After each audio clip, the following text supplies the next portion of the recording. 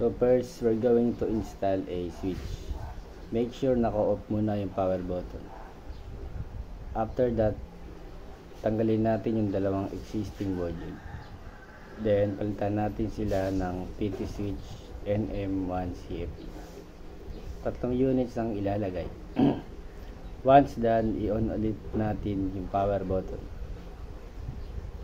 Next, maglagay tayo ng 5 PC and 1 finger.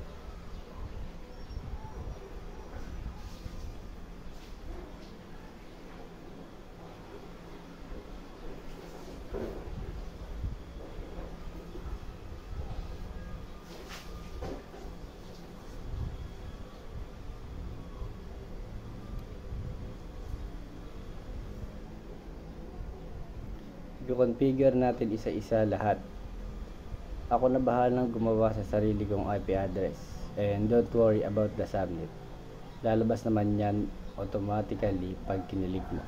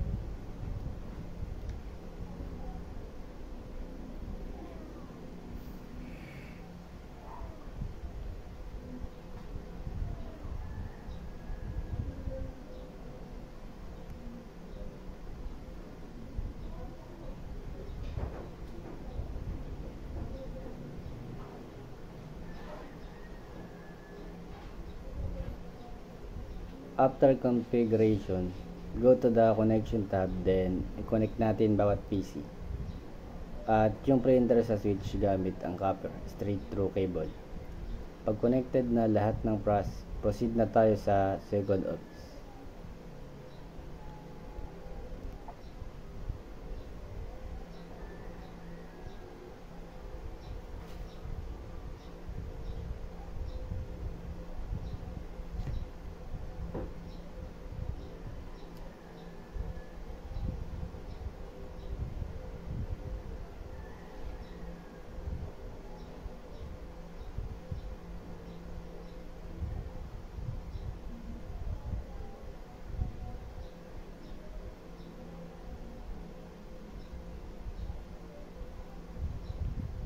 Dito naman, we'll install a wireless home router.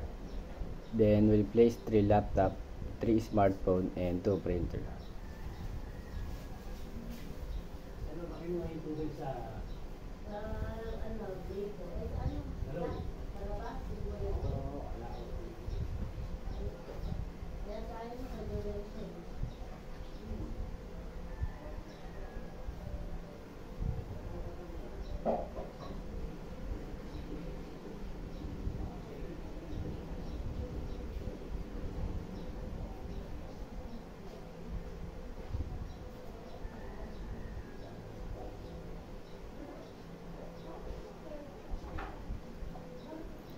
I-configure natin yung home router. First, change the start IP address to 1 para visible agad yung mga IPs. Then, save settings. Next, punta sa wireless settings.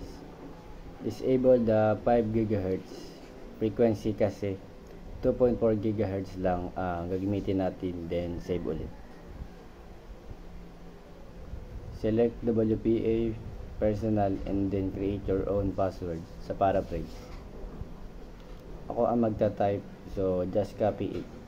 Later kasi gagamitin pa natin, then save settings again.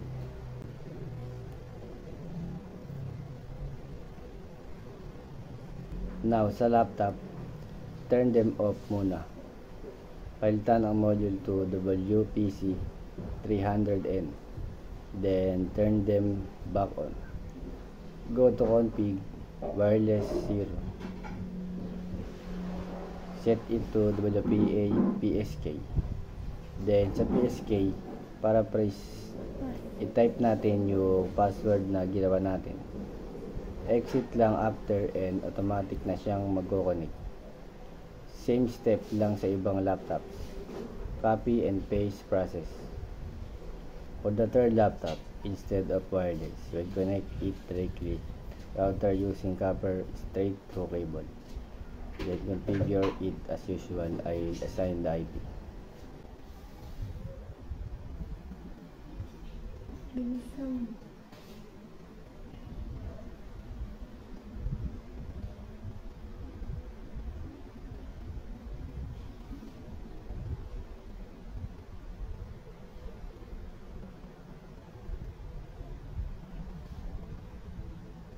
Sa smartphones, open config, set the security to WPA PSK, then enter the same password.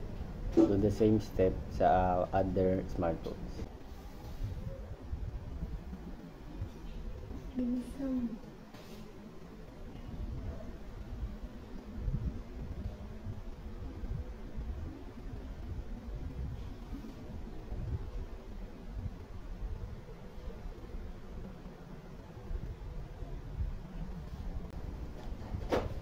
For the printers, turn off muna, replace the module with the WMP300N, then turn on them on again.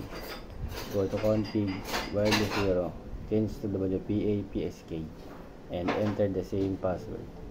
Ulit lang din sa ibang second printer.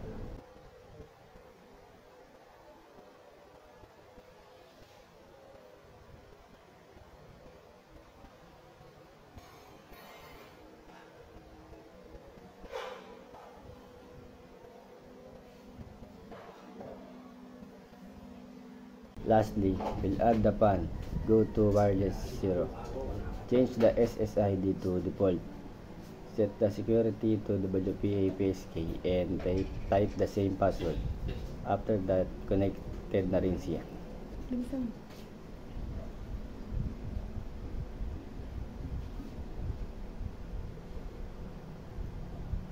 Sa Office 3, we'll just repeat the setup from Office 1. Install one switch, 5 PC and 1 printer. Configure everything, then connect them using copper straight through cable.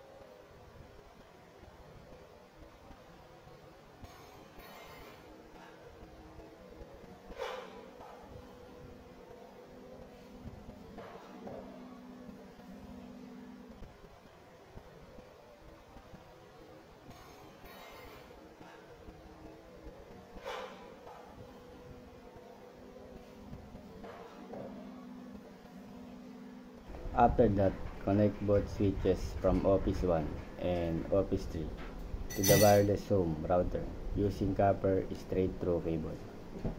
Wait for all the connection lights to turn green.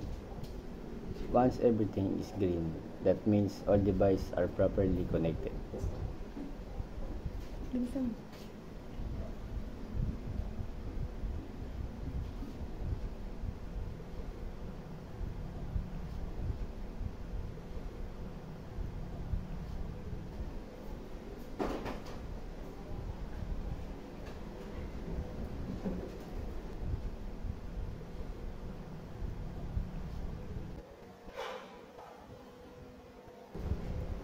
And that's it. Tapos na ang setup natin.